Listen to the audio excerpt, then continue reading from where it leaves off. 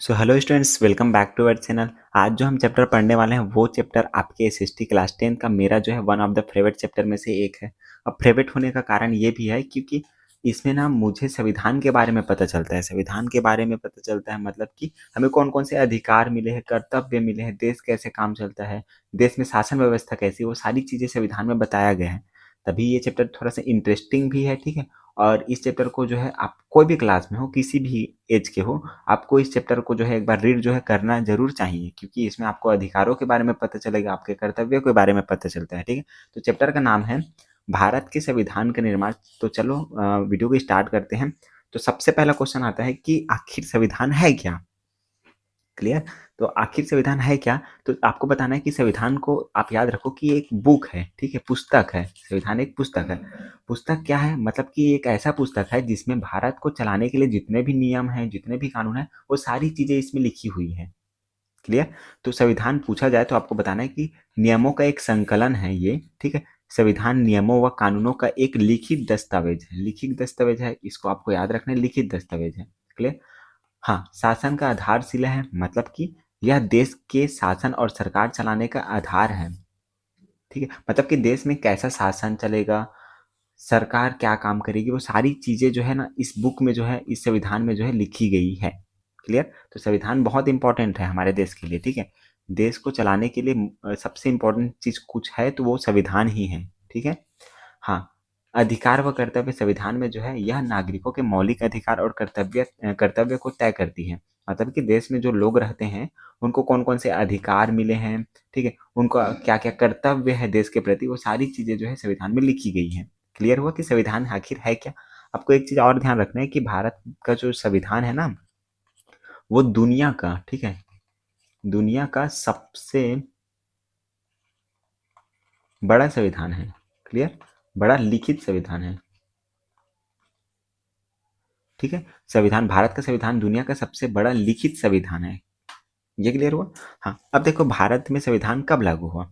भारत में संविधान कब लागू हुआ। भारत में जो संविधान है ना वो 26 जनवरी 1950 को लागू हुआ, ठीक है। 1950 को लागू हुआ, 26 जनवरी।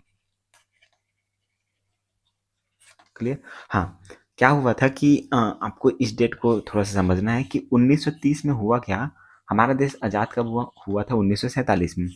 तो 1930 में एक नदी था लाहौर में शायद तक, ठीक है, मुझे याद नहीं आ रहा है एग्जैक्ट। तो नदी के किनारे क्या हुआ कि भारत के जो लोग थे, मतलब बहुत से लोग एकत्रित हुए थे उस नदी के किनारे, बहुत से लोग एकत्रित हुए। और उस दिन जो है उन्होंने स्वतंत्रता दिवस मनाई। देखो भारत आज़ाद नहीं हुआ था, लेकिन फिर भी लोगों ने उस दिन जो है स्वतंत्रता दिवस मनाई थी कि इस दिन हम आज़ाद हो जाएंगे, ऐसा ठीक है। इसलिए स्वतंत्रता दिवस मनाई थी। डेट कौन सा था, डेट था 26 जनवरी।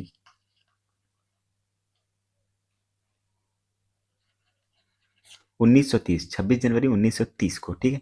अब देखो आगे कि 26 नवंबर 1950 को तो संविधान पूरी तरह से बनकर तैयार हो गया था। पूरी तरह से बनकर तैयार ना, बनकर तैयार। लेकिन 26 जनवरी 1950 को ये जो है लागू हुआ। अब देखो 26 जनवरी 1950 को ही क्यों लागू किया गया। कारण वही था कि क्या हुआ था कि 26 जनवरी को ही देश के लोगों ने स्वतंत्रता दिवस मनाया था ना, इस कारण से 26 जनवरी को 1950 को ही इसको लागू किया गया। क्लियर। 26 जनवरी रखने का कारण क्या था। हम्म। हाँ, अब आगे देखो कि जो 26 जनवरी 1950 है, तब से लेकर, ठीक है, तब से लेकर आज तक जो है हमारे देश में रिपब्लिक डे, गणतंत्रता दिवस जो है हर 26 जनवरी को जो है मनाया जाता है। हर स्कूलों में मनाया जाता है, हर कॉलेज में मनाया जाता है, ठीक है। और जितने भी शासकीय संस्था है वहां पर भी 26 जनवरी जो है मनाया जाता है बड़े धूमधाम से। हम्म। संविधान सभा का गठन देखो, संविधान सभा क्या है, संविधान को कहाँ बना था। देखो संविधान तो बन गया, संविधान, अब बात आती है कि संविधान बना तो बना कहाँ होगा, तो संविधान जो है संविधान सभा में बना था। संविधान बनने का कारण ये था कि देखो 1947 तक तो हम आज़ाद नहीं हुए थे, ठीक है। अब आज़ाद होने वाले थे हम। तो अब ये बात आती है, पहले तो अंग्रेज जो है शासन कर रहे थे, उनका नियम कानून सब चल रहा था। लेकिन जब आज़ाद हुआ तो ये बात आई कि आखिर जो है अगर देश आज़ाद हो जाएगा तो ये सोचने की बात होगा कि इस देश में जो है शासन व्यवस्था कैसी होगी, मतलब कि हम देश को कैसे चलाएंगे। तो उसके लिए जो है संविधान का निर्माण किया गया। क्लियर। देश को चलाने के लिए। ठीक है। तो संविधान का निर्माण जो है संविधान सभा में हुआ। संविधान सभा का गठन कब हुआ था? भारत में जो संविधान सभा का गठन हुआ था 1946 में, हमारे आज़ादी के एक साल पहले हुआ था। ठीक है। जब गठन हुआ तब उसमें टोटल कितने मेंबर थे, कितने सदस्य थे? उसमें थे 389 सदस्य थे। इसको आपको याद रखना है। अब ये तो याद होगा कि भारत जो है, ठीक है, इंडिया प्लस पाकिस्तान, ठीक है, इंडिया प्लस पाकिस्तान जो है पहले एक ही साथ हुआ करते थे, दोनों एक देश थे। ठीक है। लेकिन जैसे ही स्वतंत्रता मिला 1947 को, हमें 15 अगस्त को हमें मिला और पाकिस्तान को मिला 14 अगस्त को। ठीक है। 14 अगस्त को उनको स्वतंत्रता मिला। तो जैसे ही ये विभाजन हुआ, दो देश बने, तो सदस्य कितने हो गए संविधान सभा में? वो हो गए 299, मतलब 299 सदस्य हो गए विभाजन के बाद। इतना क्लियर हुआ? अब आगे देखो कि संविधान, हमारे भारत के संविधान की कुछ विशेषताएं हैं। वो विशेषताएं कौन सी है, इसको आपको करना है। ठीक है, इसको आपको करना है एग्जाम के पॉइंट ऑफ व्यू से। ठीक है। पहला, ये जो लिखित व विशाल है, मतलब कि भारत का संविधान जो है सबसे लंबा लिखित संविधान है दुनिया में। सेकेंड लिखना है मौलिक अधिकार। हमारे भारत के संविधान में 6 मौलिक अधिकार जो है सभी नागरिकों को प्राप्त है। क्लियर? हाँ। संघीय व्यवस्था है, हमारे देश के संविधान में संघीय व्यवस्था को बताया गया। संघीय व्यवस्था का मतलब कि ये है कि जो देश है, ठीक है, जो देश है, देश में बहुत सारे राज्य भी हैं। एक देश पूरा है और एक बहुत सारे राज्य भी है। ठीक है। तो देश, अ, केंद्र केंद्र में जो नियम कानून है वो कैसे बनेंगे, उनका संचालन कौन करेगा? राष्ट्रपति द्वारा, प्रधानमंत्री के द्वारा, किनके द्वारा होगा? वो सारी चीजें केंद्र के लिए बनाई गई है, संघ के लिए। और राज्य में कौन शासन करेगा, कैसी व्यवस्था होगी, वो सारी चीजें बताया गया। तो संघीय व्यवस्था है, मतलब दो, है ना, बंटवारा किया है, केंद्र और राज्य की भी शक्तियों का बंटवारा किया गया है। क्लियर? हाँ। स्वतंत्र न्यायपालिका, मतलब कि जो हमारे देश की न्यायपालिका है, मतलब कि जो हाई कोर्ट, नाम सुने हो, हाई कोर्ट और सुप्रीम कोर्ट, नाम सुने हो, ठीक है, वो स्वतंत्र है। मतलब कि अगर सुप्रीम कोर्ट कुछ नियम, मतलब कि किसी के खिलाफ कुछ कार्यवाही करती है, तो सरकार जो है, मतलब कोई भी सरकार रहे, चाहे चाहे वो भाजपा कांग्रेस कोई भी करे, वो सुप्रीम कोर्ट के ऊपर दबाव नहीं डाल सकती है कि आपने गलत फैसला लिया। नहीं, वैसा नहीं कर सकती है। क्लियर? वो एक बार मांग को रख सकती है, ठीक है, लेकिन वो सुप्रीम कोर्ट के ऊपर है कि उसको मानना है कि नहीं। तो हमारे देश की जो न्यायपालिका है वो स्वतंत्र है, वो अपने हिसाब से काम करती है। ठीक है। न्यायपालिका सरकार के दबाव से मुक्त है, ये आपको याद रखना है। सार्वभौमिक वयस्क मताधिकार, मतलब कि भारत में जितने भी लोग जिनको 18+ चल रहा है, 18 साल से ज़्यादा चल रहा है, वो जो है, हाँ, वोट डाल सकते हैं। ठीक है। उनको चुनाव में वोट देने का अधिकार है, ये बताया गया है। क्लियर? ये 5-6 पॉइंट आपको याद रखना है कि भारत के संविधान की कौन कौन सी विशेषताएं हैं। क्लियर हुआ? अब आगे देखो। हाँ। अब बताओ कि भारत के संविधान को बनने में कितना समय लगा? ठीक है, ये तो हमने पढ़ लिया कि वो 26 नवंबर को वो बना था। ठीक है, नवंबर को पूरा बन गया था, कंप्लीट हो गया था, लेकिन 26 जनवरी को वो हुआ। ठीक है, जनवरी 1950 को लागू हुआ, ये तो पता है। लेकिन टोटल कितना दिन लगा? टोटल लगा 2 वर्ष। ठीक है, 2 वर्ष 11 माह 18 दिन, इस डेट को आपको याद रखना है। ठीक है, क्योंकि एक नंबर में पूछा जा सकता है। तो 2 वर्ष 11 माह 18 दिन का समय लगा हमारे संविधान को टोटल बनने में। अब देखो, संविधान बना, कुछ भी चीज हमारे देश में जब नियम कानून बनता है ना, तो वो बनती है संविधान सभा में। क्लियर? पार्लियामेंट, नाम सुने होगे, पार्लियामेंट, संविधान सभा। ठीक है। तो संविधान जब बन रहा था ना, तो संविधान सभा में बैठक होती है। किसी भी चीज को बनाने से पहले बैठक होती है, बैठक करके सब मिलजुल कर बनाते हैं। तो 11 सत्र आयोजित किए गए। ठीक है, 11 सत्र जो है आयोजित किए गए हमारे संविधान को बनाने के लिए। ठीक है। तो 11 सत्र, इसको भी याद रखना, 11 माह लगा, 11 सत्र भी लगा। क्लियर? हाँ। अब देखो कि संविधान प्रारूप समिति, मतलब कि जब संविधान बन रहा था तो संविधान को बनाने के लिए बहुत से समितियों का गठन किया गया था, जिसमें एक था प्रारूप समिति था, झंडा समिति था और प्रस्तावना समिति था। ठीक है। तो ये प्रारूप समिति जो है, अगर बोला जाए कि संविधान में सबसे मोस्ट इम्पॉर्टेंट समिति कौन सा था, तो वो था प्रारूप समिति। ठीक है। इसकी अध्यक्षता कौन कर रहे थे? इसके अध्यक्ष थे डॉक्टर भीमराव अंबेडकर। तभी तो भीमराव अंबेडकर जी को जो है संविधान का पिता कहा जाता है। मतलब कि संविधान निर्माण किसने किया पूछा जाए तो डॉक्टर भीमराव अंबेडकर के द्वारा किया गया, ऐसा कहा जाता है। ठीक है। तो ये जो प्रारूप समिति था उसमें और सदस्य थे, कितने? 7 सदस्य और थे। ठीक है। मतलब 7 सदस्य टोटल थे, 6 और थे और एक थे भीमराव अम्बेडकर जी, ठीक है। हाँ, इनका कार्य क्या था, इस समिति का कार्य ये था कि संविधान का मसौदा तैयार करना। मसौदा मतलब कि संविधान कैसे दिखेगा, वो कैसे रहेगा, उसका वो लोग तैयार कर रहे थे। ये है, क्लियर हुआ ये? हाँ, अब देखो उद्देश्य प्रस्ताव।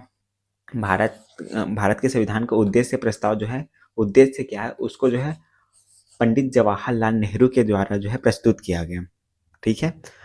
हाँ, इसका महत्व क्या हुआ, इसमें संविधान के मूल सिद्धांतों और लक्ष्यों को निर्धारित किया गया। मतलब संविधान में क्या क्या सिद्धांत होंगे, क्या क्या लक्ष्य होगा, वो सारी चीजें जो है इनके द्वारा प्रस्तुत किया गया। किनके द्वारा?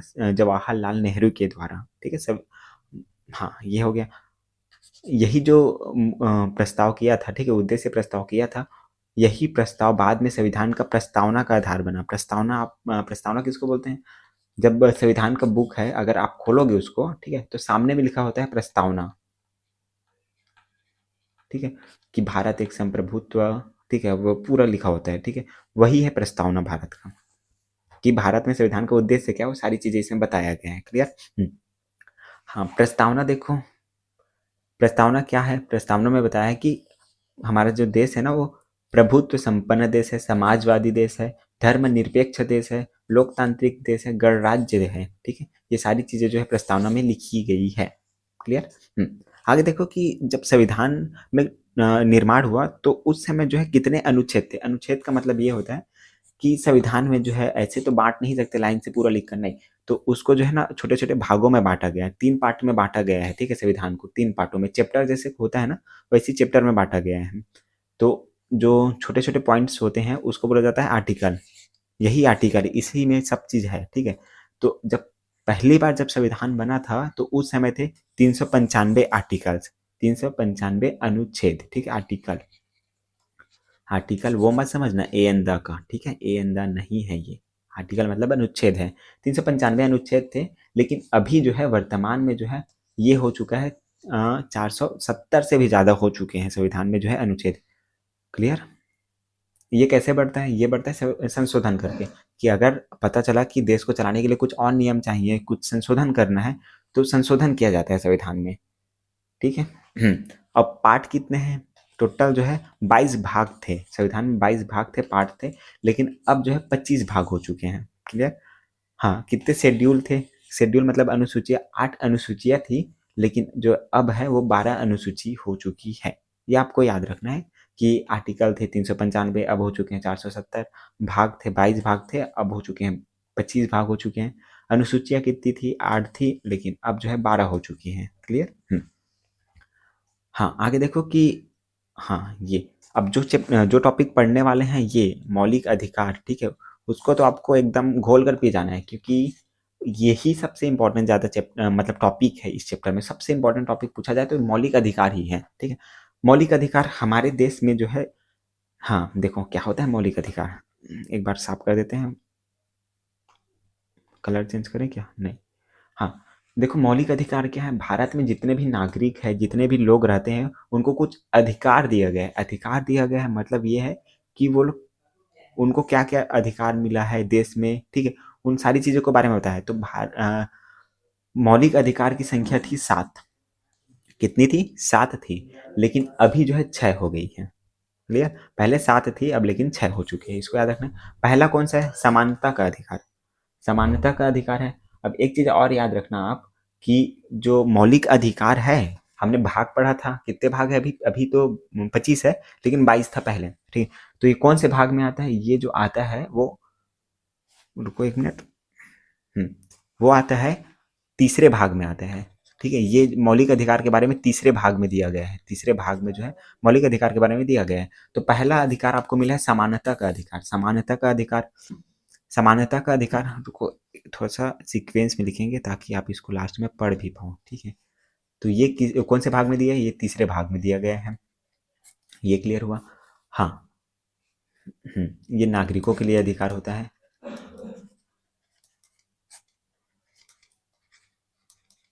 ठीक है। तो पहला आपका आता है, सीक्वेंस को भी याद रखना है, समानता का अधिकार, सीक्वेंस ना, सीक्वेंस में याद रखना है। समानता का अधिकार, समानता का अधिकार में बताया गया है कि भारत में जितने भी लोग हैं उनको सबको, ठीक है, चाहे वो कोई भी हो, ठीक है, उनको समानता का अधिकार दिया गया है। ठीक है। समानता का अधिकार मतलब कि कानून के समक्ष समानता का अधिकार, ठीक है, कि किसी चीज़ में भाग लेना है तो पार्टिसिपेट लेना है तो उनको समानता मिला, ठीक है, ये सब चीज़ें हैं। तो इसमें आपको याद रखना है थोड़ा सा कि एक आर्टिकल है, आर्टिकल आर्टिकल अनुच्छेद नंबर 14, ठीक है। अनुच्छेद नंबर 14 को याद रखना है। इसमें जो है भारत के लोगों को, नागरिकों को कानून के समक्ष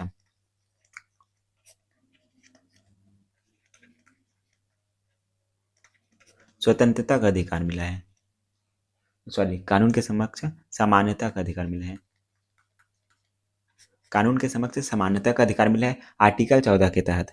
मतलब कि अगर कोई व्यक्ति अपराध करता है, मानो अपराध किया, ठीक है, चाहे वो राष्ट्रपति का बेटा हो या किसी मजदूर का बेटा हो, उसको जो है न्यायपालिका वही सजा देगी जो अपराध किया है उसी के हिसाब से, ठीक है। ये नहीं देखेगी कि वो किसका बेटा है, वो नहीं देखेगी, सबको समान मिला है। क्लियर? आर्टिकल 14 के तहत। एक आर्टिकल और याद रखोगे तो आप रख सकते हो आर्टिकल नंबर, देखो आर्टिकल क्यों बता रहा हूँ पता है? आर्टिकल बताने का कारण ये है कि आप जो है एग्जाम में इसको लिख पाओ, ठीक है। क्लियर? आर्टिकल लिखोगे तो जो आपके आंसर रहेगा ना वो और अच्छा दिखेगा। क्लियर? लिखना भी चाहिए आर्टिकल्स को, ठीक है। हम्म। हाँ, आप जो है एक और आर्टिकल जो है याद करना इसी में, समानता का अधिकार में, आर्टिकल नंबर है आपका 17, ठीक है।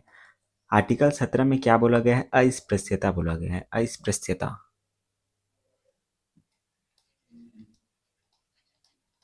अस्पृश्यता का अंत। अस्पृश्यता का अंत मतलब हो गया है, इसको बोला जाता है छुआछूत का अंत। हाँ, छुआछूत का मतलब क्या होता है? छुआछूत का मतलब ये होता है कि अगर कोई व्यक्ति बोलेगा कि ये दलित वर्ग का है, ठीक है, ये कम मतलब निम्न जाति का है, ऐसे करके अगर कोई बोलता है तो आप उसके खिलाफ जो है न्यायपालिका में कार्यवाही कर सकते हो। क्लियर? उसके खिलाफ जो है आप रिपोर्ट कर सकते हो, उसको जो है प्रॉपर सजा दिया जाएगा आर्टिकल 17 के तहत। तो 17 आपको याद रखना है। 17 में बताया गया है कि छुआछूत का अंत किया गया है इसी आर्टिकल के तहत, तभी तो समानता मिलेगा ना सभी को। हाँ, तो ये दो चीज़ें आपको याद रखनी है समानता के अधिकार में। स्वतंत्रता का अधिकार में याद रखना है कि भारत में जितने भी लोग हैं उनको स्वतंत्रता का अधिकार दिया गया है। मतलब कि इसमें आप एक आर्टिकल याद रखना, आर्टिकल नंबर 21, ठीक है। आर्टिकल नंबर 21 में बोला गया है कि प्राण एवं दैहिक स्वतंत्रता, दैहिक स्वतंत्रता,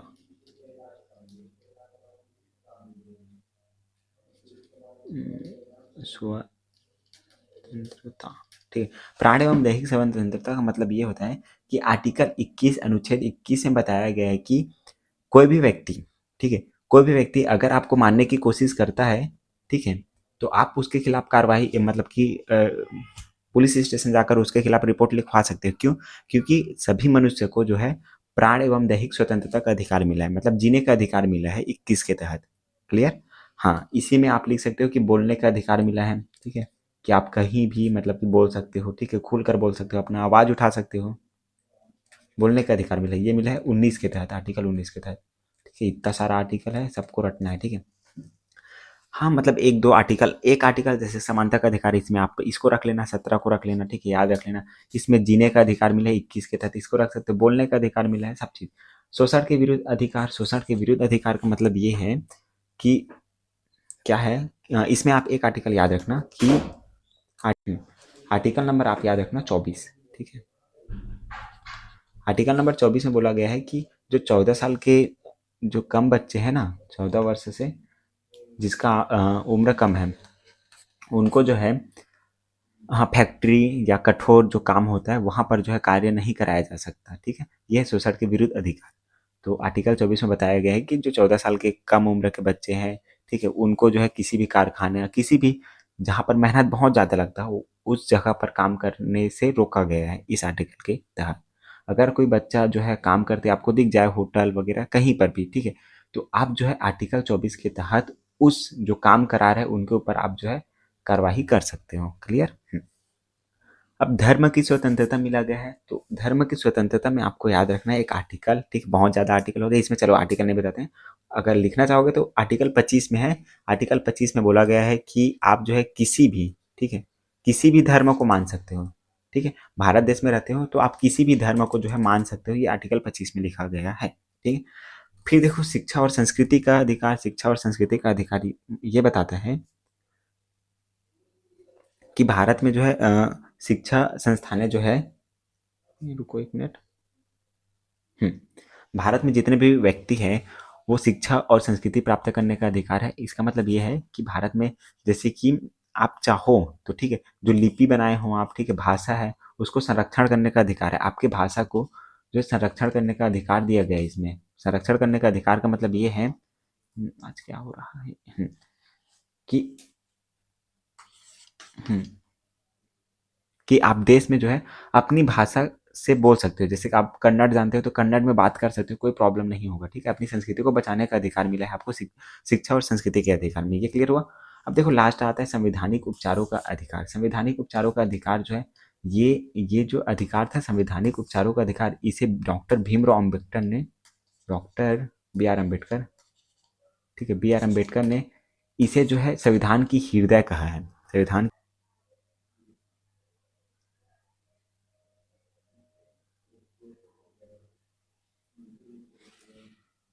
हम्म, संवैधानिक उपचारों का अधिकार के तहत जो है ना रीट जारी करती है। रीट, रीट का मतलब क्या होता है, रीट, सुप्रीम कोर्ट और हाई कोर्ट होते हैं ना, सुप्रीम कोर्ट और हाई कोर्ट, उच्च न्यायालय और सर्वोच्च न्यायालय, वो जो है संवैधानिक उपचारों के अधिकार के तहत ही रीट जारी करती है। रीट जारी करती है, इसका मतलब ये है कि अगर आपके ये जो अधिकार मिले हैं, आपको जो 5 अधिकार ये मिले हैं, अगर उनका जो है हनन होता है तो आप 6वें अधिकार के तहत जाकर कोर्ट में जो है अपील कर सकते हो। क्लियर, ये है, इसमें रीट जारी किया जाता है, ठीक है, परमादेश जारी किया जाता है, बहुत सारी चीज़ें हैं, इसको मत पढ़ो। ये आपको 6 जो है याद रखना है। एक बार रिवीजन करा देता हूँ कि समानता का अधिकार, स्वतंत्रता का अधिकार, शोषण के विरुद्ध अधिकार है, धर्म की स्वतंत्रता मिला है, शिक्षा और संस्कृति का अधिकार मिला गया है, संवैधानिक उपचारों का अधिकार मिला गया है, ठीक है, क्लियर। अब आगे देखो कि भारत एक धर्मनिरपेक्ष राज्य है। भारत जो है किसी भी एक धर्म को नहीं मानती है, यहाँ पर मल्टीपल धर्म के लोग जो है निवास करते हैं। तो भारत कोई एक अधिकारित राजकीय धर्म नहीं है, ठीक है। जैसे पाकिस्तान में है, पाकिस्तान में जो है मुसलमान धर्म को जो है एक वो माना गया है, ठीक है, वहाँ पर मुसलमान ही लोग ज़्यादा मान्यता दिया जाता है, ऐसा है। लेकिन यहाँ पर जो है सभी धर्म के जो लोग हैं ना उनको समान अधिकार दिया जाता है। सभी धर्मों को समान और सम्मान दिया जाता है। नागरिकों को अपनी पसंद के धर्म चुनने का अधिकार दिया गया है और प्रचार करने का अधिकार है। सरकार धर्म के आधार पर भेदभाव नहीं करती है। क्लियर। गणराज्य से क्या ऐसे है, गणराज्य देखो प्रस्तावना में सारी चीजें दिया गया था ना, धर्मनिरपेक्ष है, गणराज्य है। तो गणराज्य का मतलब ये है कि देश में, देश के प्रमुख जो राष्ट्रपति होते हैं, प्रधानमंत्री होते हैं, उनको जो है जनता चुनती है। जनता चुनती है, इसका मतलब ये है कि पहले क्या होता था, वंशागत होता था, मतलब राजा का बेटा ही राजा बनेगा, ऐसा चलता था। लेकिन अब जो है गणराज्य हमारा देश है, ठीक है, तो यहाँ ऐसा नहीं होता। जनता के द्वारा ही जो चुना जाएगा ना वही जाएगा। आपने वो पढ़ा होगा, क्या नाम है, हाँ, डॉक्टर रामधारी सिंह दिनकर, ठीक है, उन्होंने बोला है कि सिंहासन खाली करो अब जनता आती है, वो पढ़ा होगा, ठीक है, चैप्टर। उसमें ये बताया गया है हमारे देश जो है गणराज्य है, उसको बताया गया है गणराज्य के बारे में। मतलब कि अब जो है, हाँ, मतलब कि वंशागत नहीं चलेगा शासन, अब जो है जनता के द्वारा शासन किया जाएगा। मतलब जनता जिसको चुनना चाहेगी शासन करने के लिए, वही जो है इस देश में शासन करेगा। ये होता है गणराज्य। क्लियर। संविधान की आवश्यकता क्यों, देखो संविधान की आवश्यकता क्यों पड़ी। संविधान की आवश्यकता इसलिए पड़ी क्योंकि अधिकारों की रक्षा, मतलब नागरिकों के अधिकारों की सुरक्षा सुरक्षित रखने के लिए संविधान की आवश्यकता है। सत्ता पर नियंत्रण, मतलब सरकार की शक्तियों और दुरुपयोग को रोकने के लिए, मतलब सरकार कुछ गलत ना कर दे देश के लिए, तो इसके लिए जो है सत्ता पर नियंत्रण रखने के लिए संविधान आवश्यक है। समानता और न्याय, मतलब कि समाज में न्याय और समानता सुनिश्चित करने के लिए संविधान है। ठीक, लोकतंत्र की मजबूती के लिए है, लोकतांत्रिक मूल्यों को बढ़ावा देने के लिए संविधान है। लोकतंत्र क्या होते हैं, लोकतंत्र का मतलब ये होता है कि लोगों के द्वारा तंत्र किया जाएगा, शासन किया जाएगा। क्लियर, वो होता है लोकतंत्र। हाँ, अब देखो भारत की जो प्रस्तावना है उसका महत्व क्या है। जो प्रस्तावना बुक के शुरू होते ही प्रस्तावना लिखा रहता है, उसका महत्व क्या है। उसका महत्व यह है कि संविधान की आत्मा कहा गया है इसको। क्लियर, संविधान की आत्मा कहा गया है, इसे संविधान की आत्मा और कुंजी कहा जाता है। ये मार्गदर्शक यही जो है बताता है, यही बताता है कि संविधान का उद्देश्य क्या है। क्लियर, संविधान का उद्देश्य क्या है प्रस्तावना बताता है। मार्गदर्शक सिद्धांत यह सरकार और नागरिकों के लिए मार्गदर्शन का काम करता है कि हमारा देश क्या है, वो सारी चीजें इसमें लिखा गया है कि संप्रभुत्व है, लोकतंत्र, राज्य है, गणराज्य, सब चीजें बताया गया। राष्ट्रीय लक्ष्य यह राष्ट्र के लक्ष्यों और आदर्शों को स्पष्ट करती है। क्लियर, ये हमारे देश का उद्देश्य क्या है सभी चीज़ों को बताती है। क्लियर, लोगों की भागीदारी, संविधान निर्माण के दौरान बहस, ठीक है, व्यापक बहस और चर्चा हुई, ठीक है। आम जनता और विभिन्न संगठनों ने सुझाव आमंत्रित किए, मतलब संविधान बनाने के लिए जो समिति गठन किया गया था उतना ही नहीं ना, जो संविधान बनाने के लिए जो जनता है ना, जनता का ओपिनियन भी इसमें रखा गया। क्लियर, अखबारों और राज्यसभाओं के माध्यम से लोग अपना अपना जो ओपिनियन है, राय है, वो रखते थे। क्लियर, अब उन राय में से जो है वो देखती थी, जो अध्यक्ष थे उनके, वो देखते थे कि इसको रखना है कि नहीं। क्लियर, हाँ। तो संविधान बनाने के लिए पूरा देश ने काम किया उस समय। क्लियर, अब एक आता है झंडा समिति। झंडा समिति का अध्यक्ष कौन थे? तो आपको याद रखना है डॉक्टर राजेंद्र प्रसाद, यही जो थे वो झंडा समिति के अध्यक्ष थे। ठीक है, इन्हें राष्ट्रीय ध्वज की डिजाइन और अपनाने की प्रक्रिया का नेतृत्व दिया गया था, मतलब राष्ट्रीय ध्वज हमारा कैसे रहेगा उसके बारे में डिजाइन का इनको वो मिला था, ठीक है, जिम्मेदारी मिला था। 22 जुलाई 1947 को संविधान सभा ने राष्ट्रीय ध्वज को अपनाया। ध्वज में केसरिया, सफेद और हरे रंग के साथ अशोक चक्र है, इसको बताया गया है। ठीक है, झंडा समिति के अध्यक्ष कौन थे? डॉक्टर राजेंद्र प्रसाद। हम्म, यही जो भारत के जो थे प्रथम राष्ट्रपति भी थे। ठीक है, डॉक्टर बी आर अम्बेडकर के क्या विचार है? संविधान की आत्मा संवैधानिक नैतिकता है। ठीक है, इनके बताया गया है। हाँ, अब देखो महत्वपूर्ण परीक्षा तथ्य क्या कौन से, आपको एक बार मैं सारी चीजें रिवीजन करा देता हूँ कि क्या क्या हमने पढ़ा। लागू होने की तिथि 26 जनवरी 1950 को लागू हुआ। निर्माण का समय 2 वर्ष 11 माह 18 दिन का समय लगा। संविधान सभा के अध्यक्ष कौन थे? डॉक्टर राजेंद्र प्रसाद। संविधान सभा के अध्यक्ष कौन थे? डॉक्टर राजेंद्र प्रसाद। प्रारूप समिति के अध्यक्ष कौन थे? डॉक्टर भीमराव अंबेडकर। यही जो है झंडा समिति के भी थे, याद रखना। कुल बैठकें कितनी हुई? 11 सत्र हुई और टोटल 166 दिन लगा बनने में, मतलब कि बैठक हुई तो 166 दिन। ठीक है, हाँ। बस आज का ये वीडियो बस यही तक था। वीडियो कैसा लगा कमेंट सेक्शन में बताइएगा। और अगला जो वीडियो है संविधान से रिलेटेड ही है, उसको मैं जल्द ही अपलोड करूँगा, मतलब कल तक डल जाएगा। वो जो चैप्टर पढ़ने वाले हैं ना, वो चैप्टर जो है इससे ज़्यादा इंपॉर्टेंट है, क्योंकि इस बार जो आप दिलाने वाले हैं 2026 में एग्जाम, तो डेफिनेटली आपको जो है उस चैप्टर से एक क्वेश्चन जो है 5 नंबर में फिक्स से मिलेगा। ठीक है, अगर आप रिवीजन करोगे ना तो इस चैप्टर को आप छोड़ सकते हो, इसको छोड़ सकते हो, जो ये चैप्टर पढ़े हैं उसको छोड़ सकते हो, लेकिन अगला जो चैप्टर पढ़ने वाला है उसको आपको गारंटीड पढ़ना ही पड़ेगा, क्योंकि 5 नंबर आपका उसमें फिक्स है। इसमें आपका 1 नंबर का क्वेश्चन आएगा, यही सब आ सकता है कि संविधान के अध्यक्ष कौन थे, प्रारूप समिति के अध्यक्ष कौन थे, ठीक है, कुल कितने बैठकें हुई, संविधान कब लागू हुआ, ये सारी चीज़ें आ सकती है। ठीक है, आई होप ये वीडियो जो है आपको अच्छा लगा होगा। अगर वीडियो अच्छा लगा हो तो वीडियो को लाइक कर देना, चैनल को एक सब्सक्राइब कर देना। मिलते हैं किसी नए वन शॉर्ट वीडियो के साथ, तब तक के लिए पढ़ते रहिएगा।